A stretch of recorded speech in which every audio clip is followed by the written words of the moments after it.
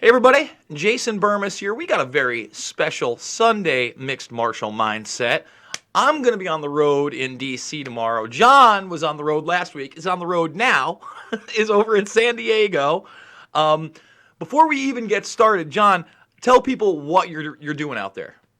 All right, so this is kind of cool. It's cool, but it's depressing at the same time. I'm down here to film a documentary that's basically going to talk about the dirty business of MMA. And it's going to be nice to kind of let some of the truths come out that's happened in the sport, because a lot of people are conditioned to this idea that, the Fertittas and the UFC, they saved the UFC and they brought it back. And the truth is they actually stole it and they've ruined the sport and they've monopolized it. And a lot of people are just sick of it and sick of their bullying tactics and the crap that they're doing. And finally, people are coming together to make something happen. Guys that were, former managers, people who have dealt with the ripoffs and the mistreatment of athletes. And people are finally getting the balls to start talking about it. They've had enough. Is there a working title on this yet, or is everything hush hush and... It's a little bit hush hush. Bobby Razik is in charge of directing the documentary. I believe it's being made for Netflix. So wow! I think it's a legitimate thing that I think a lot of people are going to get a chance to see, and it's going to be nice. And they're really the way they want to do it, from my understanding, is it's not going to be an attack. They're just going to shovel shit on the UFC, but they're going to just talk about their business practices. Because they did some really ingenious things. They were just illegal. Well, all right. There's a lot of things to respect about what they did, but there was a lot of just unscrupulous backdoor type deal things. And they're not really, I think people would really be surprised at how dirty it really is. Oh, I don't know. I mean, Dana White was over at the Trump rally telling everybody how their relationship's just gotten stronger since he's become president. But we'll get to that in a moment. Guys. I wonder how ESPN feels about that. What's that? I wonder how ESPN and WME feel about that. They love it. They can't get enough of it. Are you kidding me? I thought they were all Trump's... Not when it makes him billions of dollars. Oh, you're right.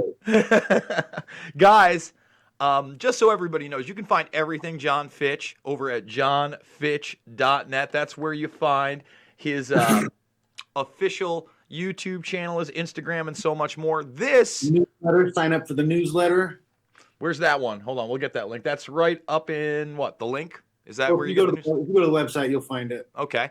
And guys, remember, we do the audio version of this over at thegruelingtruth.com every single week.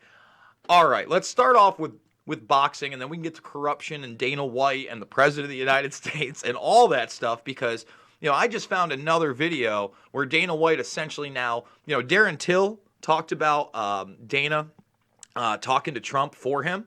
Well, I've got Dana on video basically admitting Trump got Darren Till into the United States on his charges. So, of course, he got Conor McGregor in as well. But we'll get there. Jon, lots of mixed martial arts this past weekend. I want to talk to you about Bellator, the fact that Lima's not going to be defending the 170 title. He's going to be fighting Gegard Mousasi for the 185 title, further shoring that division up in a place where there's not a huge talent pool anyway, and they could have given you, not only a title shot, but there were a couple other big names that I'm sure if the payday was all right, you would have fought. Obviously they don't want you fighting MVP because you'll run right through them like a train. I mean, you'll run through MVP. Larkin's an interesting fight, but your ground game is so much better, and he's been proven not to do well against guys on the ground.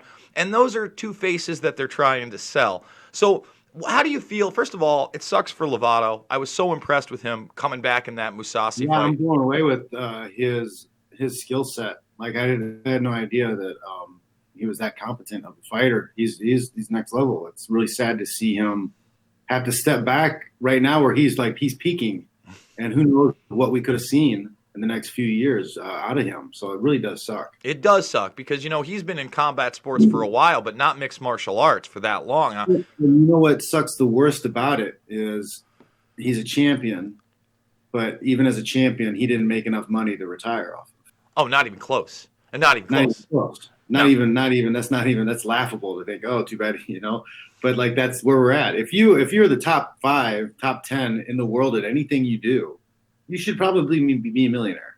There are guys who do yo-yo competitions, and they are top 10 in the world, and they make more money than UFC and MMA fighters do. It's sad. And you know what? Lovato, I was watching him, in his previous fights in Bellator, saying, man, he's good, but he's older, and Mousasi's just got this overall skill set. He's fought everybody. I mean, when you go through the names that Mousasi's fought at 205, 185. He was fighting big dudes in Dream that were outweighing him by 40 pounds. A lot of people forget about that in JMMA. Japanese MMA. Have you seen that?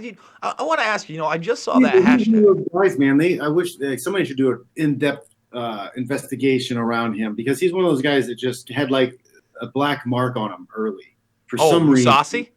Yeah, the promoters like refused to push him. They refused to work with him. They refused to like respect him on the level of skill set that he had. And that's such a bizarre thing to me. And it's just, he must be like me, he's not willing to suck dick for money. I don't think so. And you know what? Even back in his Strikeforce days, I remember when he fought King Mo. And I thought Mousasi had him. I knew Mo had great wrestling. But Mo, hey man, to his credit, he beat him. He held him down. He ground and pounded him out. He basically neutralized every single part of his game. And even since then, Mousasi's shown flashes of greatness. I remember when he got... Who did he get KO'd by in with that crazy kick, and then he ended up beating him badly? It was the Ultimate Fight, Uriah Hall. Uriah Hall came in with that crazy spin kick. Yeah, whoo, and caught him flush on the jaw. That would have killed any man. But Mousasi remained confident afterwards. He goes, "Look, man. Everybody knows it's MMA. You can get caught, but everybody who knows my skill set knows I'm next level on this guy." And he has been. I mean, I've always loved his fights. You're right. He's never gotten the right kind of push. The UFC never seemed to want to push him. He's a guy that I felt like coming into the UFC, 1-2 fights in, he should have had a title shot at 185. 100%. 100%. And I think he was marketable. It seems to me, though, for all, everybody says there's white privilege. Not if you're fucking Eastern European. Not in this sport. Not if you're Khabib Nurmagomedov or Gegard Mousasi or any of these guys. He didn't come from. Where is Mousasi from? I'm pretty sure he was out of the Fedor camp back in the day. Back in the Dream days. I think that's where. What's that? What nationality? What nationality let's is look Mousasi? him up. Let's look him up. Because I remember a lot of people were trying to hype him back then. In Japan. He's not probably from somewhere. He's probably not from a market they're interested in right now. Oh, let's see. Good, but like nobody cares because there's no money. They say he's Dutch, huh? So he's Dutch. Okay. Yeah, 85 Dutch. I mean, dude, he's also awesome. Not really a market. There's no push to get into the Dutch market, really. No, you're right. I mean, Gustafsson, they never really, pushed too hard. I mean, there isn't much. Sammy Schilt back in the day was another Dutchman. That if the hardcores are out there, they know who he is.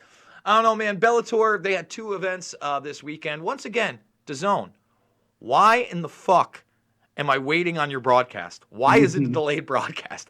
I want to see it live. I don't care if it's in Ireland. If I can watch Ryzen 21 on Fight TV starting at midnight when the event starts, I should be able to, watch the Dublin card live and then not have to choose between that UFC Fight Night and the prelims on. Turn off all your social media and turn off everything and hide in a cave. You're 100% right, man. And I get it. You got TV deals and this. I'm paying you a subscription service. And the same thing with you, ESPN Plus. I gave you a fucking 1 star yesterday. You want to know why? You kicked out on me 5 separate fucking times, twice during the main event. I get it. You probably had a bunch of new subscribers and people going in for your $79.99 Tyson Fury Deontay Wilder boxing match. But shouldn't you be prepared for that for the guy that's already been with you a year, paying you every month for your shit service instead of pirating it? It's sad when the pirate stream doesn't kick out. I literally, John, in the 3rd round of the fight, I had to go to a separate stream because I was sick of getting kicked off of Felder versus Hooker. We'll talk about that in a minute because Felder might be retiring. I think that the UFC might bait him into another fight, but Not sticking the microphone in guys' faces right after they lose. yeah. Well, I'll say this. My brother, we were watching it, and while they were going, first of all, back off a Hooker when he's got a broken jaw and you can't hear a word out of his mouth. Explain to the fans he's got a broken jaw. You know, maybe you do 1-2 lines with him. You don't keep going back to the guy. I mean, his jaw was broken. But while he was interviewing him, my brother noticed that Felder was taking off his gloves. And, you know, traditionally, when a mixed martial artist takes the gloves off in the cage, that's usually the retirement. You know, Chael did that at the MSG summer event. It's a rip-off, not a rip-off, but it's kind of like in wrestling and amateur wrestling. When guys are done wrestling, they leave their shoes on the mat. Mm-hmm. So he was ready to do it. For my sophomore season, I had a really bad season where I went 8-31. What? I had lost. I lost the Big Tens, and I left my shoes on the mat, and I was like, I'm done. I'm not doing this again. And I'm in the back room changing the rest of my clothes on, and one of the mat mates, one of the people brought my shoes back to me, and I was like, fuck. I was like, I guess I don't get to quit now. Dude, 8-31. I mean, dude, that is crazy. I mean, that's great. I wrestled at least 15 guys who were ranked in the top 20 that year. Yeah. I mean, that's impressive. Talk about adversity. I mean, you weren't even half and half. That's like going 1-4 almost every time. Well, it was my first year as the starter. Wow. I didn't have anybody at the weight, and it was my first year making. I never made weight in wrestling until then. Like I had always wrestled a little bit up. I was always a couple pounds under the weight limit. Mm-hmm. Because I wanted to play football through high school. I wanted to go play college football, and so I was always trying to get bigger. So I didn't want to cut weight. And when I got to college, it was finally time to cut weight. And I didn't know what the hell I was doing. I would skip meals so that I could have ice cream at night before I went to bed. That's great. But that's the life of a 19, 20-year-old, right? Like I remember. And it was the dark ages as far as it came to health and nutrition. The internet wasn't really around. I couldn't go and read 1,000 blogs about the things to eat and what to do. So I was not doing it right. That's great. Ice cream time. Stephen Chase, thank you for the super chat. He says great fight, very close, but I had Felder. Who'd you have, Jason? I thought it could have gone either way.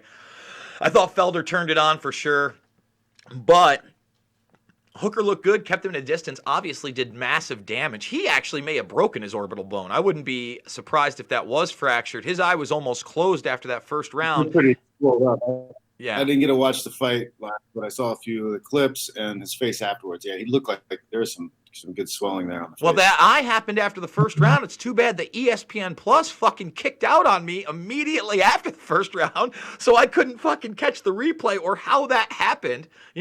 Ridiculous, Disney. Ridiculous. I'd say this. It could have gone either way. I felt like they were setting up a Felder-Conor fight after this, if that happened, to try to put Conor in the top.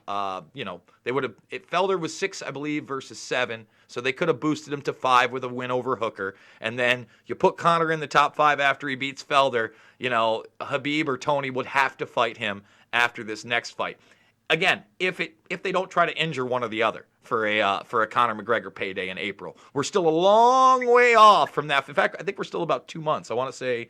That's happening April 24th. The next big fight is Adesanya versus Romero. I'm kind of excited about that. I got respect about it too, because Romero is just fun. I don't know why. He's a fun guy to watch, whether he's fighting or just doing shit. He's a fun guy.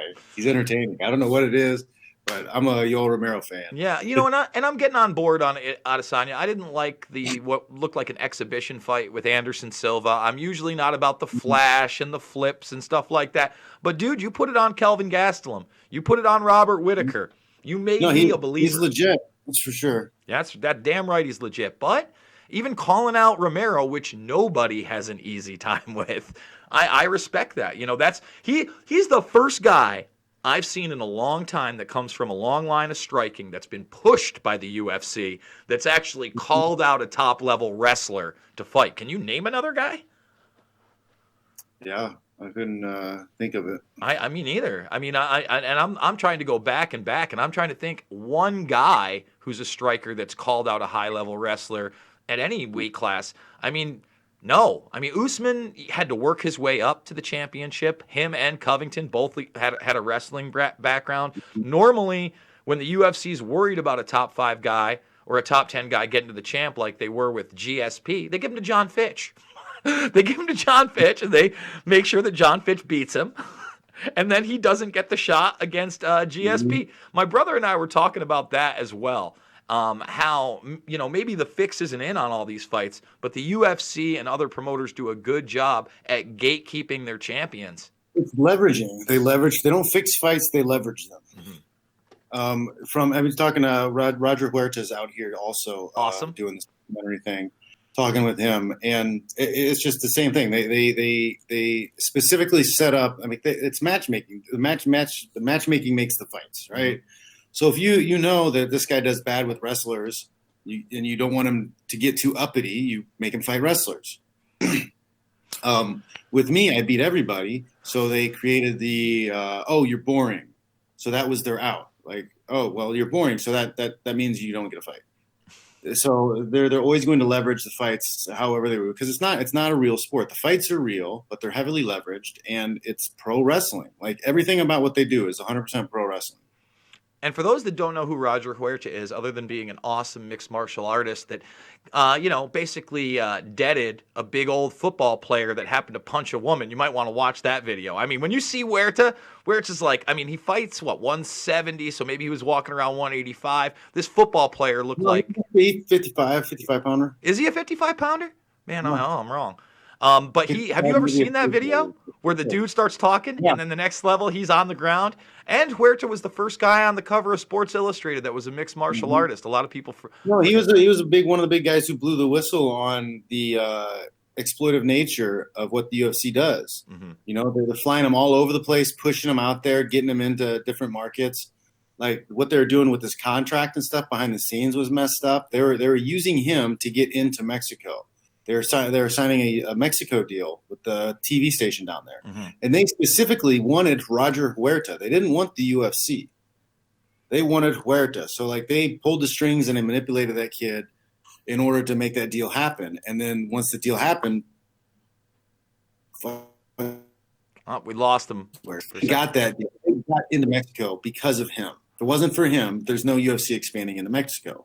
And I got a question. So is that about the same time as Bellator's launch? Because a lot of people forget Bellator launched in Mexico originally. Mm-hmm. And, I mean, they were either Mexican broadcasts or you had to stay up late to see repeats on MTV2, basically. I would have to look at it. I would have to cross-reference, but I would assume that they're probably pretty similar. Yeah, 100%. Because I remember they started that Mexican market probably like 2007, 8, somewhere in there. Because I went and saw my first Bellator in 2009, 10, when Ben Askren beat up Dan Hornbuckle and started that funky train that I had no idea. There's a great example of a guy that never really got a push but made his own push, right? Mm-hmm. And, I feel like most people in combat sports have to do that. And unfortunately, I'm working on a blog article, and I'm going to talk about that. Mm-hmm. But it is. So Askren was in a really good position because he already had notoriety going into fighting from his success in college wrestling. So he had amateur notoriety. So that was a big bonus to him. That a lot of the guys, because I didn't have that level of notoriety at all coming out of college wrestling. Guys like DC, they have that. So if you got a little bit of swagger coming out of the gates fast, they already have large followings. One of our guys, Kyle Kretschmar, who won by submission this last weekend. He's a Oklahoma State wrestler, and he's got 30,000, 40,000 followers already before he started fighting. From wrestling, his success with wrestling. So those guys are more marketable because promoters don't promote anymore. They don't push guys. They take guys who are already popular, guys who did it themselves somehow on the outside, and then they'll push them out. They'll take a finished package and they'll profit off of that package afterwards. But if you don't have the social media, if you don't have the stuff outside of the cage to increase your notoriety, you're dead in the water. And that's what you see with Corey Anderson. And you know what? Anderson, we didn't get to talk about that. Yeah, let's see Jan do it. I mean, first of all, I think Jon has arguably went 0-2 in his last fights. I mean, I get it. The Thiago Santos one, I probably give him. I get it was a split. I don't know how you watch that Dominic Reyes fight. And I watched Luke Thomas say this. He goes, I rewatched the fight. There's no way you can give Jon Jones any of the first 3 rounds, but I'm not upset at the decision. What the fuck do you mean you're not upset at the decision? If you rewatched it and the first 3 rounds went to the other guy and there are no other 10-8 rounds, why are you not upset with the decision? When I'm telling you, Jon, when I heard the 49-46, these guys are okay with they're okay with it. They're okay with the monopolization. They're okay with the treatment. They're fine with it. I hope Jan goes in there and knocks his head off. I don't know if he's gonna. That's what it comes down to. Is these guys who want to fake pretend that they care about the fighters and their treatment. They don't. They're not mad at it because, oh, well, that's just the way it is. And they're not going to do anything about changing it. So, like, whatever. Before we move on to Wilder Fury, since you were talking about wrestling and the base out there, I want to remind everybody that not only do I have a Rockfin where wrestling, Brazilian Jiu-Jitsu, MMA are at the focal point, other than Free Thinking Media. But now Jon Fitch does too. So when you go over to MMA, right over here is the Jon Fitch page. He's adding things as we go. Hopefully you're going to put some more premium content up there. But what's really cool is... So right now I'm putting all free content up because it's all old stuff that I filmed already. And I want to have some stuff up there for people to look through and see. The techniques are solid. The instruction is solid. It's just the film quality is not as good. But I'm going to come out with some premium content coming up. I don't want to put average stuff behind a paywall. So I'm offering up the stuff for free. I'm transitioning the technique from Patreon over to Rockfin, and then I'm going to turn the Patreon into more based off of my podcast. Yeah, and I had Martin Floriani on my show this week, the founder of Rockfin, the co-founder of Flow Sports, to kind of talk about the model. But just like you said, these wrestlers have thousands and thousands of followers in these underground networks. And what's really cool about this is they didn't expand it to everybody. And you're bringing in the niche markets, the hardcores out of the gate, and it's growing and growing and growing. And you don't have to put everything behind a paywall. So guys, you can go right now over to rockfin.com, just sign up, follow Jon Fitch, follow Jason Burmis, follow Ben Askren. In fact, just so everybody knows, sometimes I'll have something behind a paywall, and then I will release it. So, my Was It Fixed fight is now free for everybody. You can go follow, go check it out. And that's another really cool thing about this platform, in my opinion. You're not locked in. So you can put it up there for pay for a little while and then go edit it and put it up for everybody. You can bring people into the platform, so there's some free stuff or some free stuff after the fact. And then people want to support you. You got a Netflix for creators. We're not asking you for $5, $20, $100 just for me. $9.99 a month gets you a bunch of creators. And I listen to the Funky and FRB podcast. There's a lot of great crypto stuff, a lot of great free thinking. Chael does a lot of stuff too. Yeah. Chael's putting it up there too. I mean, and for those that know wrestling, Jordan Burroughs, there isn't a bigger name. There isn't a bigger name. That was the thing I told my my Patreon guys is, it's because I was charging $5 a month for my weekly videos, and I was like, well, it's going to be $5 more, but you get more content, more creators, you're getting technique from other people.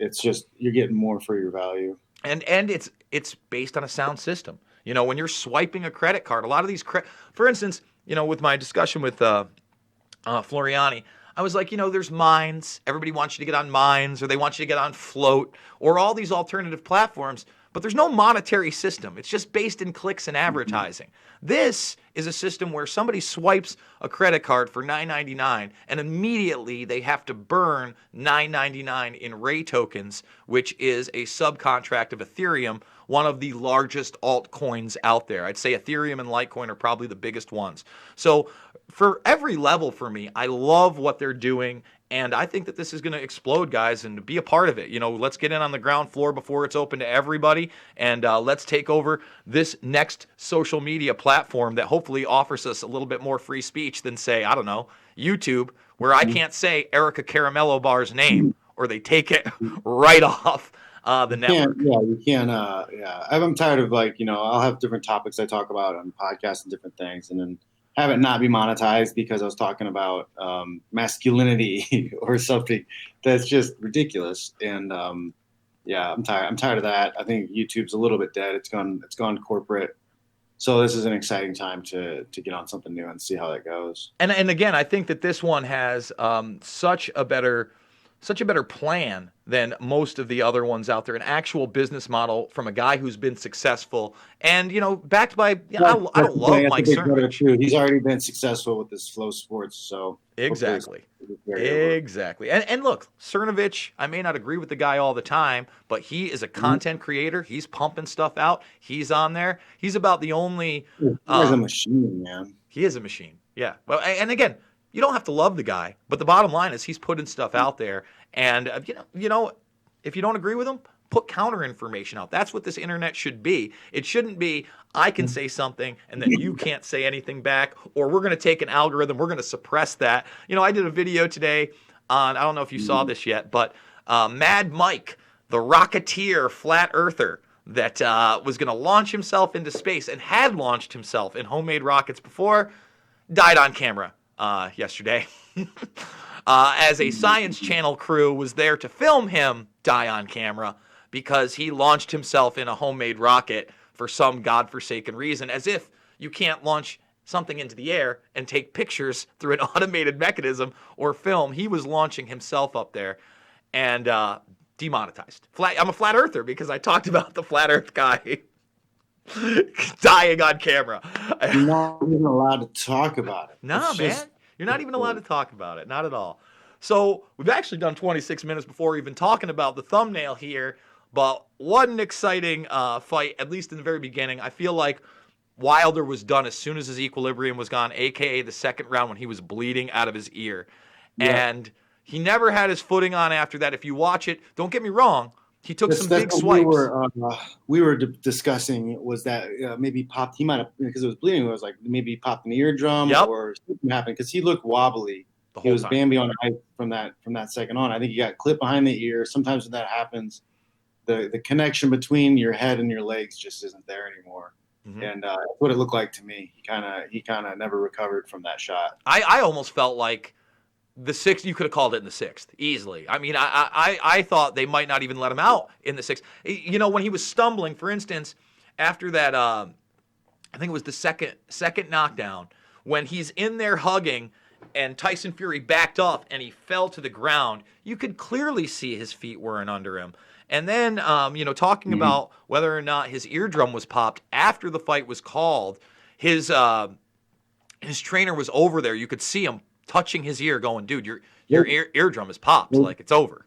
They threw in the towel. Like, we were kind of like, what the hell is this ref doing? Uh-huh. And then from the other angle, you see the towel come in. Yeah, it was time. I thought that I felt if Fury, like Lennox Lewis was saying, your guy, because they have the option of a rematch. Like, that's a possible sell. I don't know if they could sell that fight again, though. That was too kind of. I think they both have to fight somebody else. But the problem is, here's the problem. We're about to talk about it. So moving into this, people signed up for ESPN Plus. Hopefully Joshua and hopefully Fury come together, fight on DAZN. It's not going to happen. How is that going to happen? Like that? Here's the problem. So you had Deontay Wilder in that first fight against Fury under Showtime, but that was the last contracted fight he had on Showtime. Now, that's before Fury signs with ESPN Plus. So once Deontay Wilder and Fury ends, Fury takes his big contract deal with ESPN Plus, and they put up 2 fights for free. Okay? One where he's in Mexican garb, the other where he's the All-American. I mean, they're trying to sell this guy. On the flip to that, who's at Fox PBC signs Wilder. Okay? So Fox PBC has Wilder. They make the Ortiz rematch. He wins in convincing fashion after losing every round of the fight. Loses every round of the fight. Knocks, I think, Ortiz dead in the 7th round. Still looks awesome. So somehow they come together on the pay-per-view, ESPN, Fox PBC. They totally work Showtime out. They get no comeuppance, no credit, and there's no Michael Buffer. No Let's Get Ready to Rumble last night, if people didn't notice that. So they couldn't sign him for it. And I think BT Sport was in there, and there were a couple other foreign things. How can they make the DAZN fight everybody wants to see? Hey, I'd watch Ruiz versus Ruiz versus Tyson Fury in a heartbeat. I'd watch Joshua, Tyson Fury in a Ruiz heartbeat. and Wilder too. Exactly. Or on the other flip of that, but I think Ruiz is under DAZN. Exactly. So now you have two fights that really could be made. So you could have Deontay Wilder, in my opinion, fight Joshua or Ruiz. Probably Ruiz because they're both off a loss. Makes sense, right? And it's important that we make it known that these situations are not created by the Ali Act in any way. Nope. Right? These are business decisions. You have companies that have to figure out a way to work together to make the most amount of profit. That's what it is. So stop trying to say boxing's dead or it's broken or whatever. It's just people doing business. Like each fighter is an individual business. They have the right to decide who they fight, when they fight, and what company they fight with, and who's going to put it on TV. Like that's up to them. And that's fine. It's okay. Like all we can do is hope that they come to agreements and make it happen. Well, you know what? Look at the money, right? That those fights never even happen ever in MMA at all is the real problem. Like all right. We got to see Fury and Wilder. Okay, that was a unification title fight. That's never going to happen in MMA, ever. And there's more and more MMA organizations than ever. I mean, I'm seeing LFA, Cage Warriors. And each one has their own title. There are way more titles in MMA than there are in boxing. People try to say, oh, there's too many whatever boxing titles. No, there's 4 main ones. There's like 12 reputable ones anybody even pays attention to at all. And that's still less than MMA. If you want to talk about the number of weight classes the boxing has, well, that's because they have the fighters to fill them. Like they have enough fighters to fill the weight class and pay them a shitload of money, way over what MMA fighters make. Mm-hmm.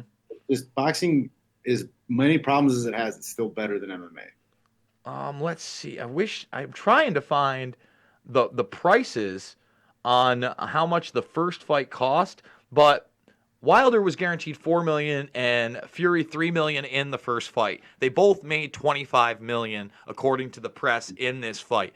I'll say this: that's guaranteed. That's the guaranteed monies. That's not the sponsorships and other stuff on the back end and pay-per-view points, all that stuff. I'd say this: I remember the first fight.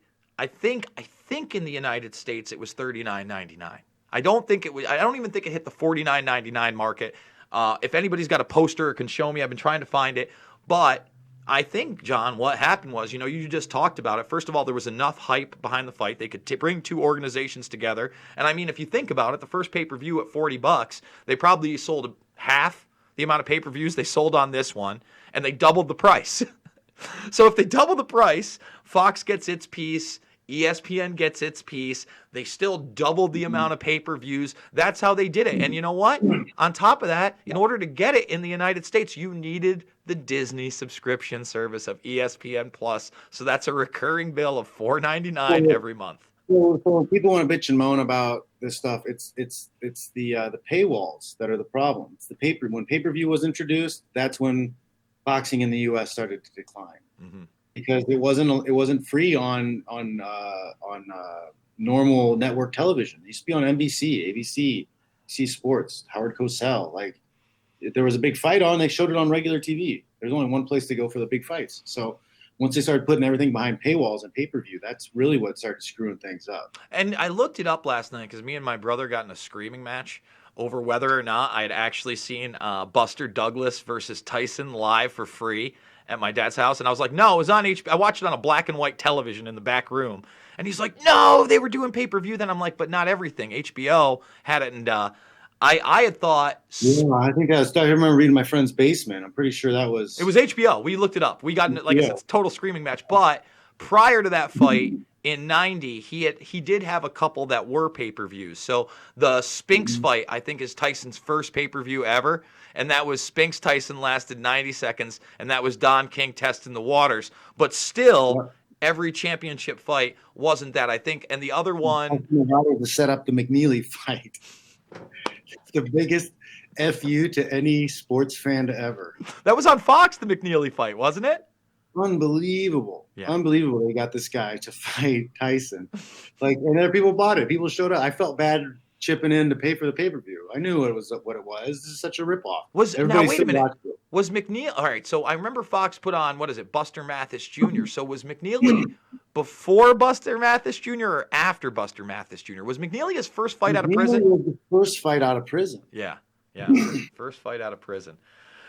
Hey, listen, I'm all for the open market. I just think $80 is a little bit ridiculous for a boxing match when you probably don't know anybody else on the card, and you're already behind a $5 paywall that a lot of people did sign up for Tyson Fury in the first place because they told you were going to get every single Tyson Fury fight. So now what happens with DAZN? Am I still getting every single Anthony Joshua fight? Or, again, if they want to work a deal out, obviously it's got to be pay-per-view, right? So does DAZN get in that business? That's... Well, I mean, and this is the problem I think that fixes a lot of this crap is if boxing and MMA created an actual league, right? An actual title-holding organization that every promoter fought under. So then the TV deals are made with that one entity, right? So like the NFL cuts the deal and you see all the NFL games because of that deal. But we don't have anything like that. We don't have any organization like that in the fight game. And I think that's a major problem. And I think it's going to keep biting everybody in the ass long term because you're going to just keep having side deals. And then now it's not even a matter of cross promotion. Now it's a matter of, this platform doesn't want to have this guy on their platform. And again, with all the organizations, that would totally make sense. I mean, there's got to be over 100 MMA organizations if you count the locals by far now. And, we talked a little coronavirus a couple weeks ago. Did you hear that ONE FC had to shut down their latest show in Singapore because of the coronavirus? That's that's wild. It's wild. The whole coronavirus thing is wild. It seems that it's mostly only affecting Asian people. And then China's doing some wild stuff. It's almost like they did it on purpose, and they're using it to weed out and get rid of Hong Kong problems. The Hong Kong riots. It's distraction from that. A distraction from that. I mean, when you're very convenient. Yeah, very. Now they can go in, beat everybody, arrest everybody, and say, "Oh no, it's because we're trying to stop this outbreak." Exactly. We don't want everybody to die, so we got to come in and kill a bunch of people. It's scary, man. I mean, they just put in there's no question that they just mobilized 40 mobile incinerators into Wuhan. They did that. And again, who knows what they're burning, John? They say it's medical waste, but what are the chances that's the truth? And I just saw a really disturbing video 2 days ago where if I'm standing here with my phone and filming, on the outskirts you see a group of what you would assume to be doctors and somebody on a stretcher. And then you see a cameraman in the corner. And all the doctors are pushing this person on the stretcher in a rush through the hospital door. But then once the cameraman gets the shot, they stop. And they all start laughing. And they walk back forward. And then the thing cuts off. So why is a cameraman getting a dramatized shot of men in hospital gear pushing somebody? And look, I'm not saying that the virus isn't real. I am saying that I don't believe it to be as deadly as everybody says. I'm more scared at the quarantining. And what a good way to get rid of not only protesters, but their enablers, their sympathizers, the people that they found in the social credit score to not think Mother China number one. And we'll never know. I mean, these facilities that they built, we will never know. 4 or 5 million people, they reported right in the very beginning, disappeared from the city. Now, did they escape or were they rounded up? How would we know? We're barely getting 360p cell phone footage out of that country. And that should be alarming to people, that we live in a technological era where you and I can stream 1080p across the world and share information, and 1.2 billion people can't. 1.2 billion people can't, John. I mean, you got prepper plans in case this shit goes crazy? Hotel Wi-Fi.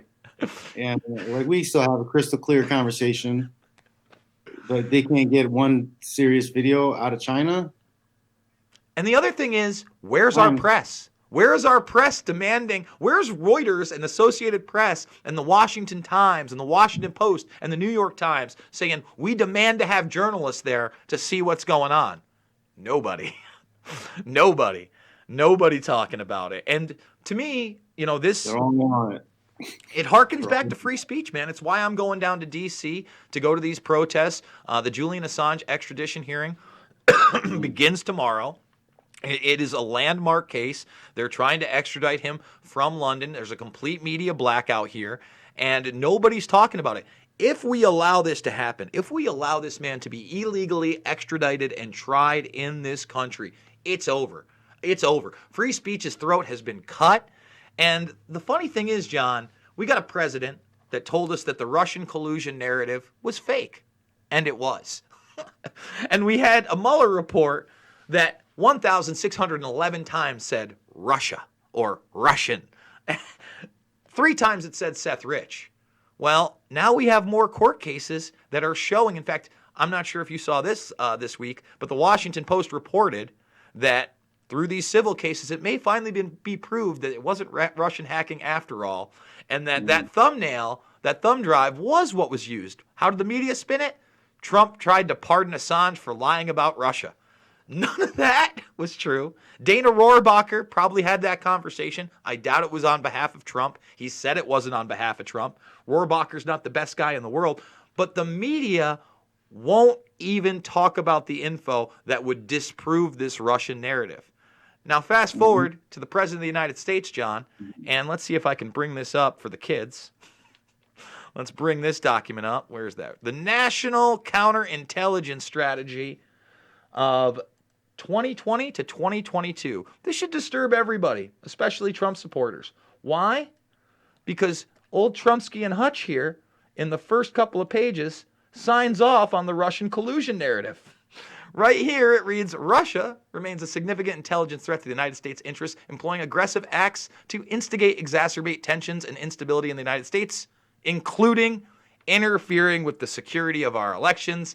Donald J. Trump signing off right here.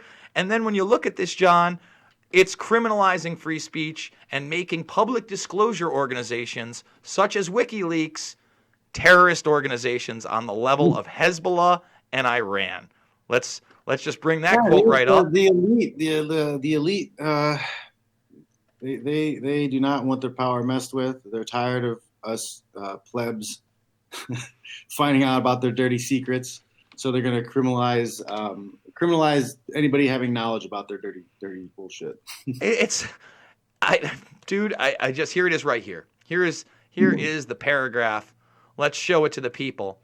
Other state adversaries such as Cuba, Iran, and North Korea, non-state actors such as the Lebanese Hezbollah, ISIS, and Al-Qaeda, as well as transnational criminal organizations, and ideologically motivated entities such as hacktivists, leaktivists, which is not even a word, and public disclosure organizations. For anybody who leaks, anybody who says, hey, there's something illegal and fucked up going on here, you're a criminal. Yep. Just put your head down and let everybody be. You're not a criminal. You're a fucking terrorist. You're a fucking terrorist. And if you're a public disclosure organization, crazy.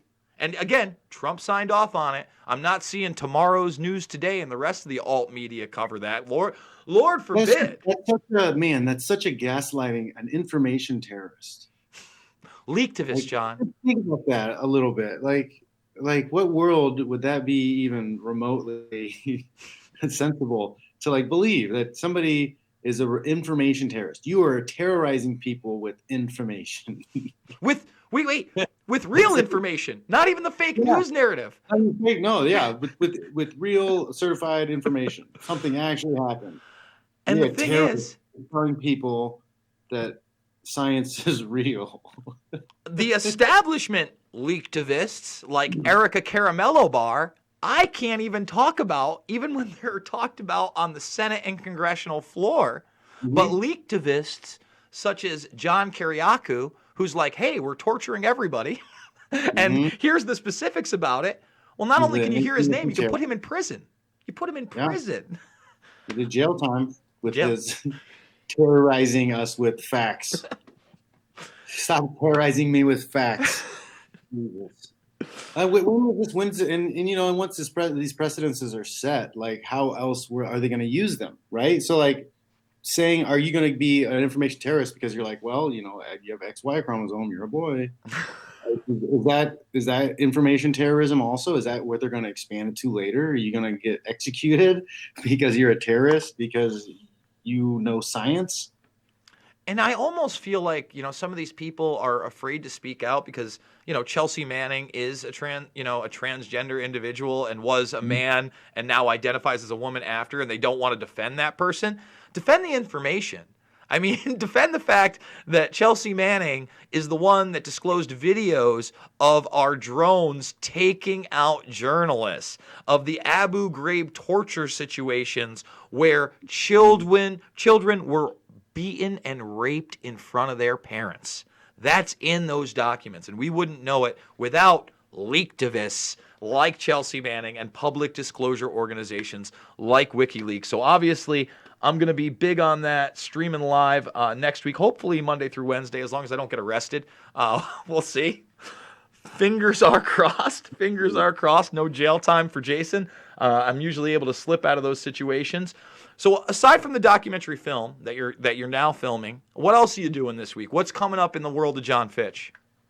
Man, just going to get back to training a little bit. I'm going to get back into the gym. Khabib and his guys are in town. I want to get some work in. I'm going to start getting in shape to look for a possible competition. So whether it's Bellator offers me a decent fight, hopefully they can give me a contender status fight. I think that would be nice. Me versus whoever else they have thinking about fighting for the belt next. We should fight while Lima's, just to keep things moving in the 170-pound weight class. I think that makes the most amount of sense. But of course, this sport doesn't make sense at all. But I might also I'm open to, maybe some grappling matches, see if I can get some grappling matches out there. But I got seminars coming up. The 29th is my Fitch Defense, basic self-defense seminar. And I'm just putting a lot of stuff together. I want to put together a free neck care video series, whatever, right? So I'm gonna do a online course, basically explaining all the things and the steps that I did to help fix my neck. So the exercises, the stretches, the diet, the supplementation, and put it all packaged together. I'll offer it up for free, but you'll have to sign up for the newsletter to access it. I think that's the next immediate step I'm going to take. And then from that, I'm going to start looking to create my online course for my basic self-defense class. Awesome. And because you brought up Bellator, I forgot about this big story. Should have remembered it. I'm wondering what's going on with Barnett. Barnett pops hot. I was so upset because I was going to go see him. I've never seen Barnett fight live. And I like Josh Barnett. I think he's one of those, old school originals, catch wrestlers, really talented guy. Mm-hmm. He actually was cornering somebody at Ryzen. And, man, Ryzen's brutal, dude. They're doing the soccer kicks. They don't call the back of the head. Mm-hmm. They let you just do just about anything. I'm all for. I like the old NHB days, man. I like the very limited rules. I got into this because I was interested about a fight. What's a real fight? What's the best way to win a real fight? So knees to the head on the ground, soccer kicks, headbutts, no gloves. I'm okay with it. That's fine. Let's go in there, nothing but our undies, and figure it out. Well, I'll tell you what, especially with your wrestling background, I've always wondered how you would have fared against really anybody with some side control and knees to the head. People forget, that was a big deal in Pride. People that could get side control. Guard. You put a guy in the fence in half guard, you got knees all day to the head. I want to fight in Mexico in that situation. Exactly. It's exciting. So Barnett pops hot.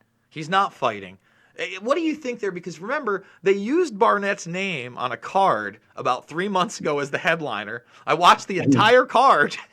And it got to the co-main event before they were the end. Like, oh, too bad that we couldn't have our main event tonight. Like, what do you mean? Where's Barnett? And he had made weight. And he was, he did the weigh-ins the day before. He was open workouts. Somehow that gets pulled. And now they didn't even have him riding the main event on this March card. I mean, it was part of the what is it, 155 tournament they're doing? Is it 155 or 145? 155, right? 145. 145, that's it. It's Pitbull versus, man, I can't remember who he's fighting. Cavejo, I think. And I would have thought that Marks versus Barnett would have been the headliner anyway, but that's already canceled. And, I mean, is this the end of Barnett's career? Like with that, like with Mohegan's son and their, it was their institution that tested him outside of whatever. Barnett's got to be, what, 42, 43? Maybe. It's crazy to think that because it sounds too young because I was watching him before I was doing shit. But, like, yeah, I guess we're about the same age, huh? Yeah. Well, I mean, he got in there young. A lot of people don't, again, not following Japanese MMA. They called him Babyface back in the day. He wasn't the War Master. He had that really young look about him. Babyface is fast. He still is babyface. When he shaves. Yeah.